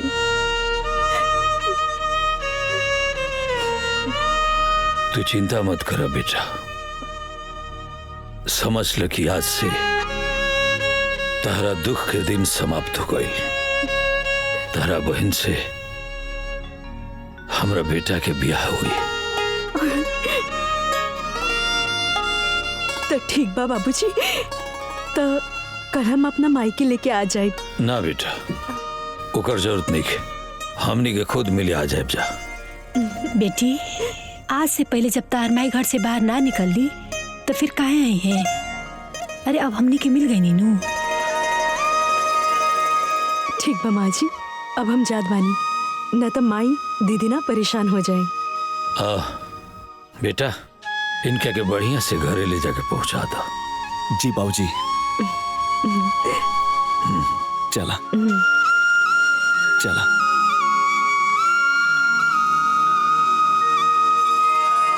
राहुल बिटिया हमनी के पसंद बिया, हमार लइका रउआ पसंद बा, तो ब्याह में तो कोनो अड़चन बा ना जी। ब्याह हो जाई,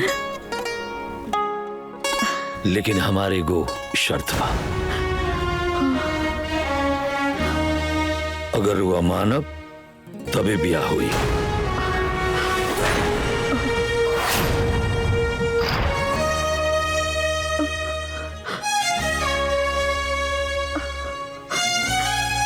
कैसन शर्त? दहेज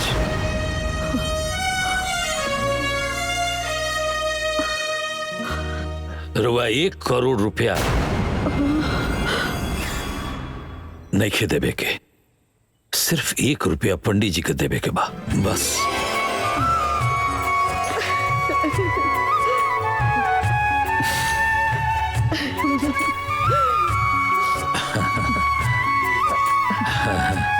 भाई साहब, हम अगर अपन बेटी लोगन के कुछ ना दे तो गांवपुर के लोग का कही हैं, और फिर रवो के घरे तो देखे वाला लोग आई हैं। राउर इज्जत के सवाल। रुआ चिंता मत कर, हम पहले ही सारा सामान रुआ घरे पहुंचवा दे, रुआ गांव समाज के दिखा दे, राउरो श्रद्धा रह जाई, बस। अब आपकी जैसन मर्जी। और हाँ, सीमा के ब्याह की भी रुआ चिंता छोड़ दे। हम कोनो बढ़िया घर बार देख के एके मंडप में दोनों ब्याह करवा दे, ठीक बा? भाई साहब, रउआ सब जैसे रिश्तेदार पाके हम तो धन्य हो गई। ये सब ना, अरे हमनी धन हो गई नी लक्ष्मी जैसन बहुरिया पाके।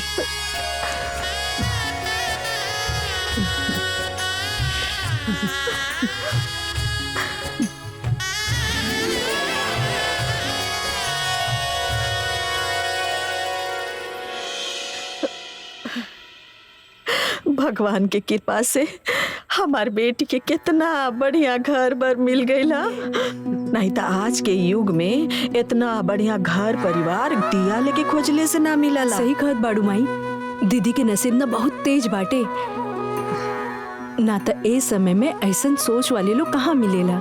बतावा, दहेज लेवे के बजाय ऊपर से शादी का पूरा खर्चा उठावत बाड़ी, और तो ऊपर से हमन के मान सम्मान बढ़ावे खातिर दहेज का पूरा सामानो खरीदत बाटे। सही में माई, उन लोग के कोनो जोर नहीं खे। खोजले के बाड़े जे खोजले बाड़े ना ओकरा कोनो जोड़ नहीं खे। ए भाई सुनली हा जोखन के भतीजी सुधा के बियाह बहुत बड़ घर में होके जात बाटे। हाँ भैया हमहू सुनली कि लइकवा तो इंजीनियर बा, इनकर ते भाग खुल गइल बा। वाह का नसीब बा भाई। अरे भैया बहुते बढ़िया भइल बियाह के लेके। बेचारी कितना परेशान रहली है, केहू साथ ना देहलस, नात रिश्तेदार गांवपुर के लोग केहू साथ ना देहलस। देखा भैया जेकर केहू सहारा ना होला ओकर सहारा भगवान होला। अब देखा घर बैठले ऐसन रिश्ता मिल गई केहू सोचले ना रहल। देखा भैया जौन किस्मत में लिखल बा ना वो होके रही, ओकरा के ना केहू ना मिटा सकेला। वो कहल जाला ना भावे मिट सकेला ना त्रिपुरारी। भाई जी रउआ जब कहत बानी तो रिश्ता निम्मने होखी। अब ए विषय में हम बेसी सोच विचार नाई करे चाहत बाटी। रउआ जैसे कहीं वैसे हम अपने लइकन के बियाह करे खातिर तैयार बानी बस। अरे भाई वो तो ठीक बा, लेकिन एक बार लइको से पूछ ली तो ओकरो पसंद ना पसंद हो सकेला। अरे चाचा जी ऐसन काहे कहत बनी, हमार पसंद का रउआ लोग के पसंद से बढ़ के बा। रउआ लोग बाप चाचा बानी, जौन फैसला करी है वो हमरा के मंजूर बा। बाबूजी सबके तो मंजूर है बा, तो लेने देने की भी बात कर ली। अरे बेटा भगवान के दियल हमरे पास सब कुछ बा, तो हम दहेज लेके अपन हाथ काहे गंदा करी। हमरा के कुछ ना चाहिए। तो ठीक बा, एक ही मंडप में दोनों जना के ब्याह हो जाए, लेकिन हमारे को शर्त बा। रउआ शादी में जितना खर्चा करवा ओकर आधा पैसा हम खर्चा करब।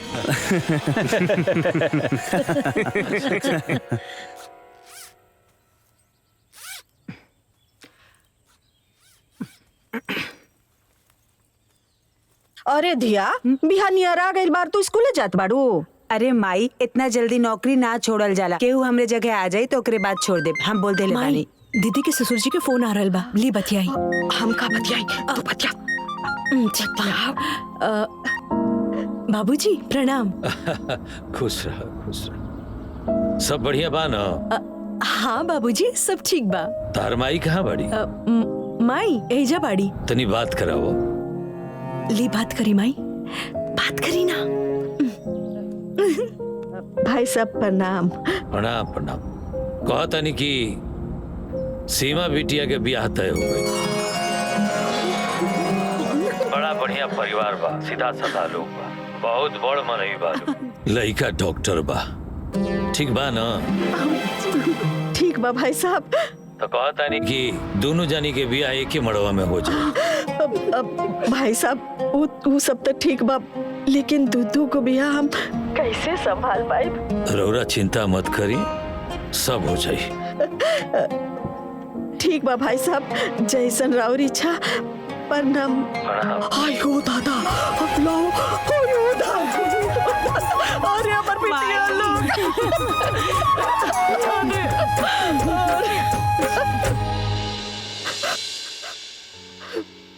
ए जी राव आशीर्वाद से हमने के दोनों बिटिया के ब्याह एक के साथ एक के मड़वा में होके जा रहा बा। आज रउआ रहती तो कितना खुश होती। ए जी और कमी हमरा के बहुत कर रहल बा।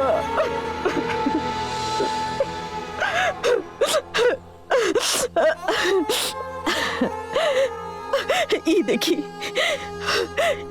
दोनों बिटिया के बियाह के कार्ड बा।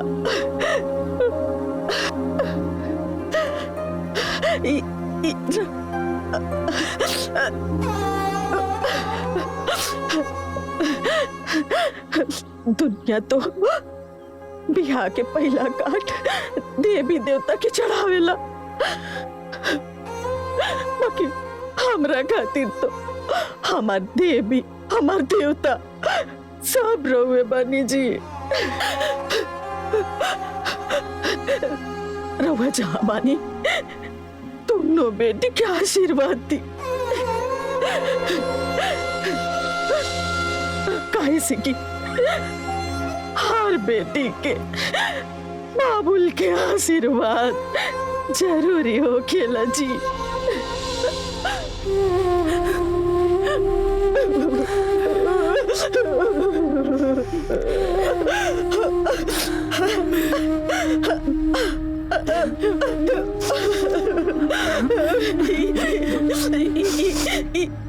दोनों बेटी के आशीर्वाद दीजिए।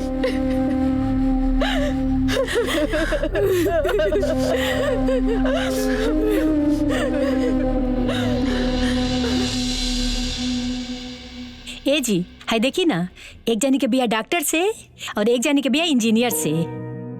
वो ऐसन घर में जे इस क्षेत्र के सबसे बड़का बड़ मनी है। हमनी के व्यवहार खराब ना भई रही त ई लोग भी हमनी के हारे माने में काम अइतन ना। आखिर व्यवहार खराब के कैलस? तू ही ना। जब हम समझावत रहली तब तू ना समझत रहलू है। अब पछताए से का फायदा? ए जी सुनी ना, कैसे ही कौनो हिसाब से उन लोग के मनाई ना।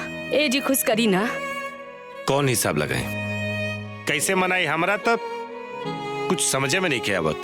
अब हम बताओ तनी ना, काहे ना 50,000 रुपया दे दियल जाओ, सब खुश हो जाए। हैं? हाँ, ये आइडिया ठीक बा।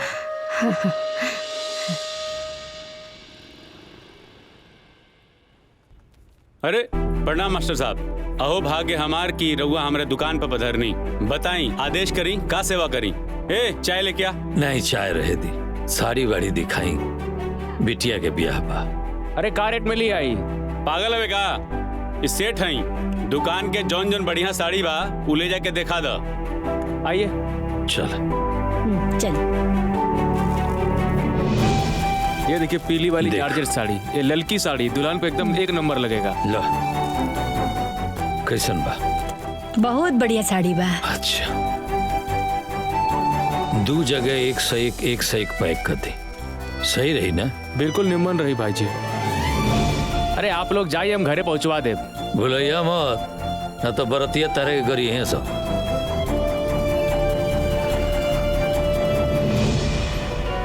नमस्ते नमस्ते, आई लोग। प्रणाम प्रणाम प्रणाम प्रणाम प्रणाम। ये कैसे? ये 4x6 के है। 6x6 के बा। ये देखिए किंग साइज है।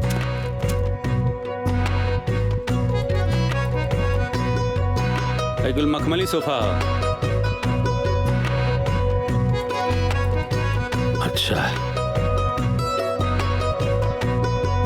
सामान तो रुआ के यहाँ सब बढ़िया बा, सब ब्रांडेड बा जी। रुआ के जौन हम लिस्ट देले बनी जी, ओमे जैसे फ्रिज भइल, एसी बा, सोफा सेट बा, तमाम जितना चीज रुआ के लिस्ट में देले बनी ओकरा के रुआ भेजवा दे पता पर। ये तो आपके पता नहीं है, लेकिन यही पता पर भेजवाओ के बा। अच्छा, यही पे भेजवा दे। जी, और पेमेंट हो जाए। ठीक बा, चले के। ठीक बा। रउआ के का बनवाए? सब कुछ बनवाओ के बा। सब कुछ में मतलब का चाहिए?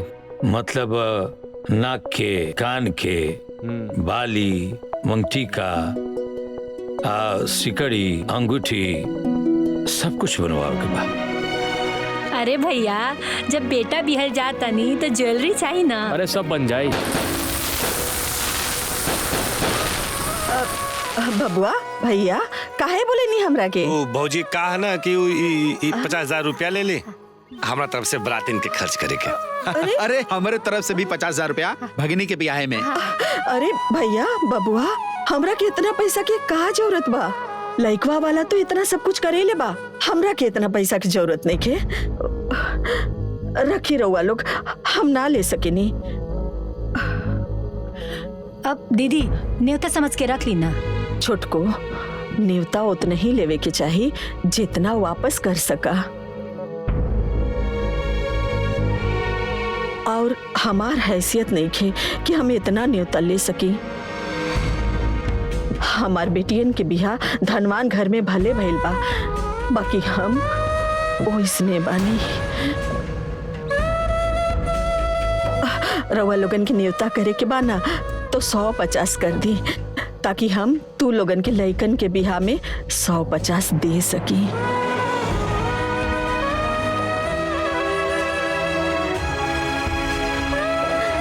बबुआ भैया रख ली पैसा। बराता गोइल, ए चली जा बराता गोइल। हमार बिटियन के ब्याह होवे जात बा।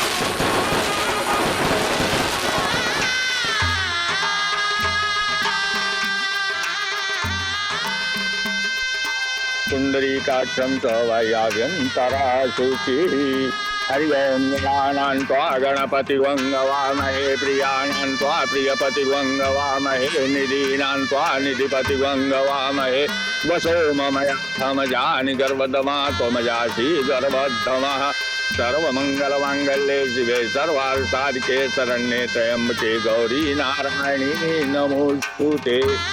कन्या को बुलाइए।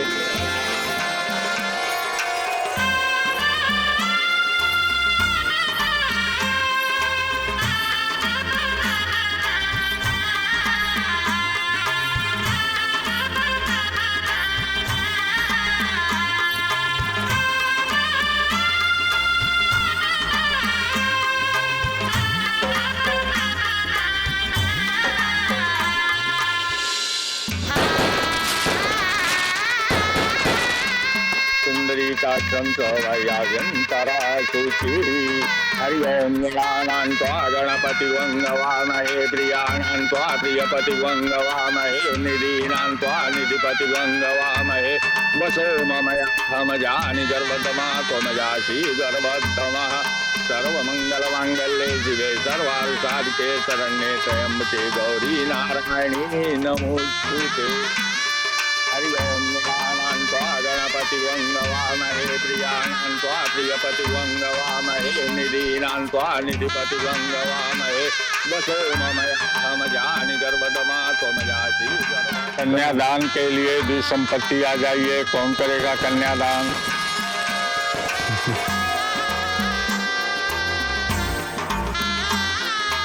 पंडित जी, कन्यादान सिर्फ हमार माई करी, सिर्फ हमार माई और केहू ना।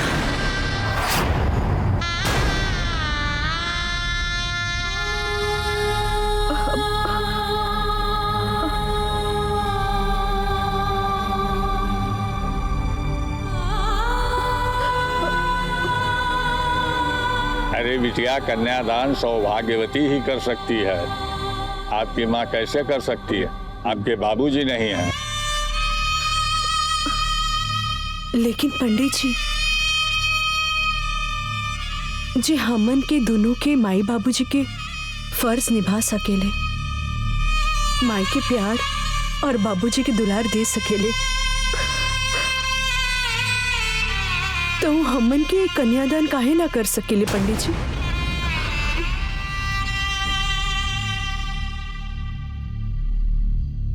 पंडित जी, हमनी के माई सिर्फ हमार माई ना, माई और बाबूजी दोनों बाड़ी।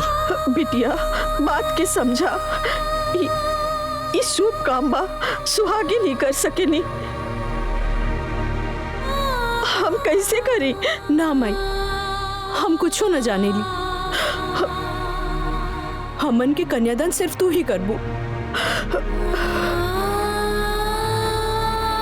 बोला करबू की ना?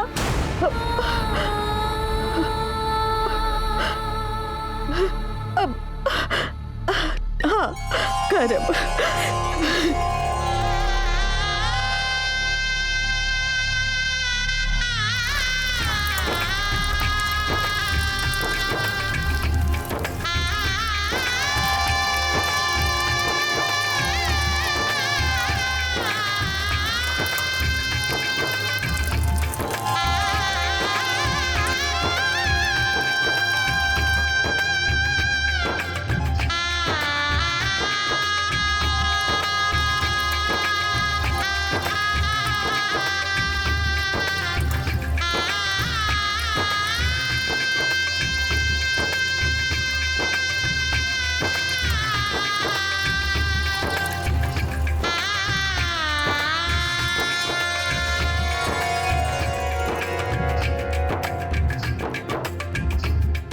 गठबंधन करने के लिए कोई आइए, गठबंधन कीजिए। आओ हो, एगो तू कह दे, एगो हम कह देता नहीं।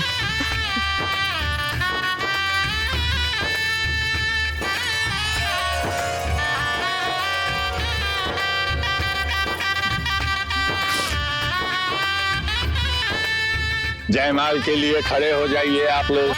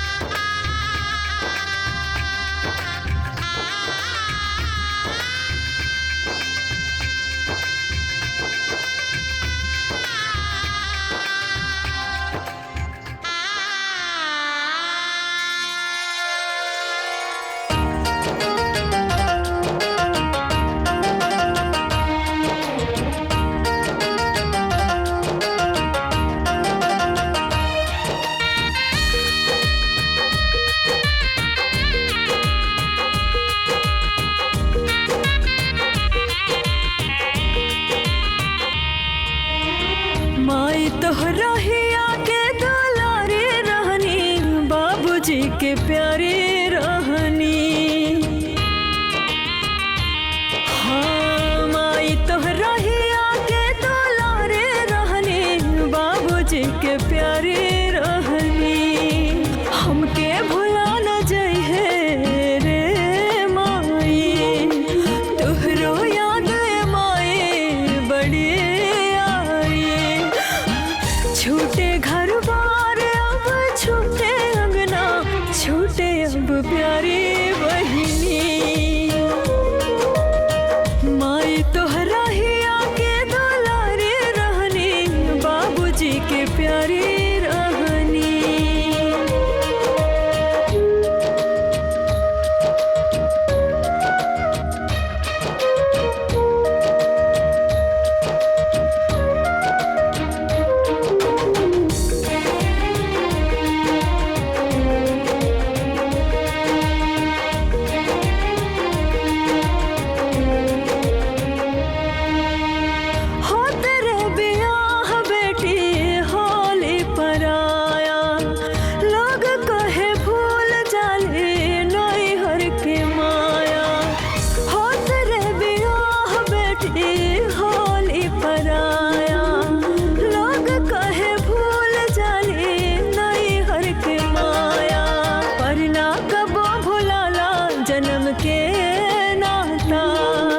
रचले बड़े ऐसन रचना विधाता, माई तोहरा ही आके दुलारी रहनी, बाबूजी के प्यारी रहनी। माई तोहरा ही आके दुलारी रहनी, बाबूजी के प्यारी रहनी।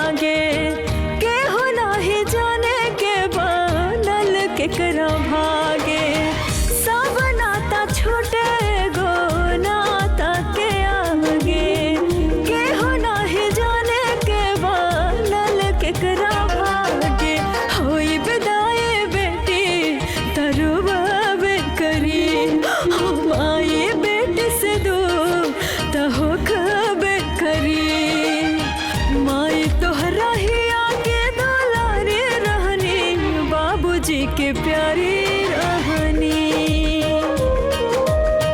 माए तोहरा ही आके दुलारी रहनी बाबूजी के प्यारी रहनी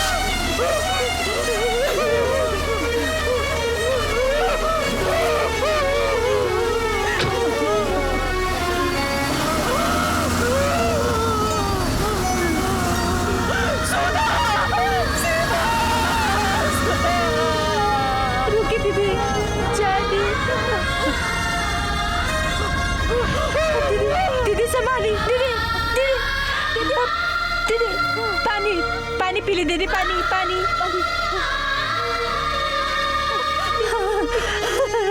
पानी। हाँ हाँ हाँ उठी दीदी उठी। हाँ दीदी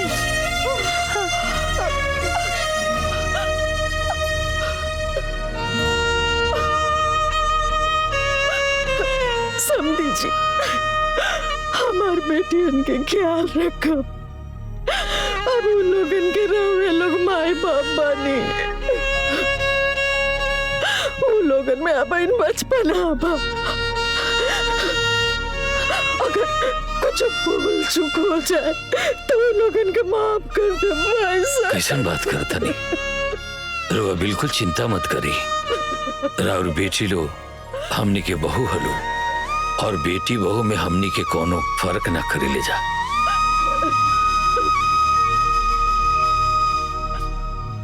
हाँ समझी जी, हमनी के बहू के विदाई करके ले जाते बाटी, और बहू घर के लक्ष्मी होली। लक्ष्मी लक्ष्मी जैसे उनकरा के राखब भी। अब हमनी के संबंधी हो गए बनी जा, ऐसे हमनी के सुख दुख भी राउर सुख दुख हमार सुख दुख एक ही हो गइल बा।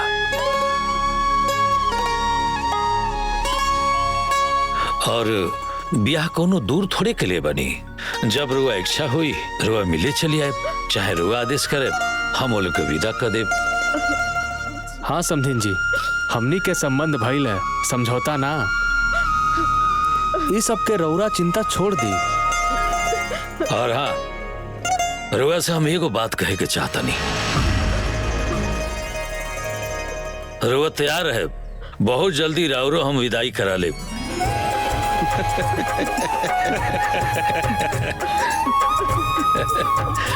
अरे तैयार बानी ना? अच्छा प्रणाम।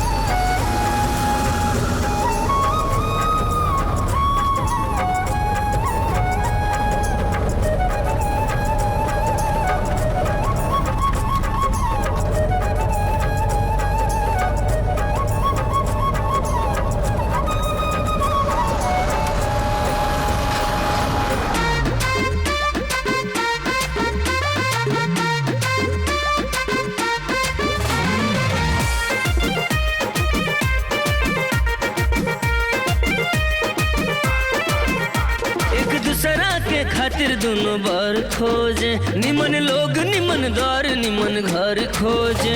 एक दूसरा के खातिर दोनों बार खोजे, निमन लोग निमन द्वार निमन घर खोजे। अब बियाह के कुल तैयारी बा, अब बियाह के कुल तैयारी बा। सर पे चिंता चढ़ल बड़ी भारी